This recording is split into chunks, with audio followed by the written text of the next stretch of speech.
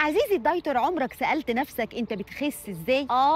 عجز سعرات. يعني السعرات اللي انت محتاجها في اليوم وهي الطاقة اللي احنا بنكتسبها من الطعام المفروض تبقى اقل من الاحتياج اللي بيتصرف على الوظائف الحيوية للجسم، النشاطات اليومية، وكمان استهلاكك للطعام. لو حضرتك اخدت سعرات اقل من الطعام هتلاقي نفسك خسيت، ولو اخدت سعرات قد الاحتياج هتثبت، ولو اخدت سعرات اكتر من الاحتياج هتزيد في الوزن او هتتخن. دي نظرية علمية اسمها ثيرموداينامكس. وبالتالي بدأ فكر السعرات الحرارية وحسبتها وعجز السعرات والقصص اللي بقالها سنين طويلة وما قضتش على السمنة. تفتكر ليه عزيزي الدايتر مع انك يكاد يكون يومك ما فيهوش سعرات او سعرات قليلة حضرتك ما بتخسش؟ لان الموضوع معقد جدا. السمنة مرض عزيزي الدايتر، داخل فيه هرمونات وجينات، ومش بس كده، عوامل حياتية بتأثر في رد فعلك للسعرات. وبالتالي حضرتك لو عايز تخس لازم تفهم جسمك، تديله احتياجاته، ما تبهدلش نفسك مع دايت في عجز سعرات لفترات طويلة، وتركز على انك ما ترتدش في الوزن تاني. ده لدرجة ان حضرتك لما تغلب في نزول الوزن ممكن تلجأ لمتخصص طبيب سمنة، بارياتريك فيزيشن، يقدر يتعامل معاك ويشوف سعراتك ويشوف هرموناتك ويشوف عاداتك وينظم كل ده مع بعض عشان حضرتك تخس من غير ما تحس. وخصوصا ان هدفك لازم يكون منع مضاعفات مرض السمنة، المضاعفات، الامراض المصاحبة، هو ده المفروض يبقى هدفك. لازم تعمل المستحيل عشان تنزل بدهون جسمك وتوصل بطريقة آمنة لنسبة دهون تقلل من احتمالية ظهور المضاعفات. وبالتالي طبيب السمنة هيدلك انت محتاج تغيير سلوك ولا دواء مضاد للسمنة ولا جراحة سمنة. عزيزي الدايتر، بعد ما تقرر لازم تفهم.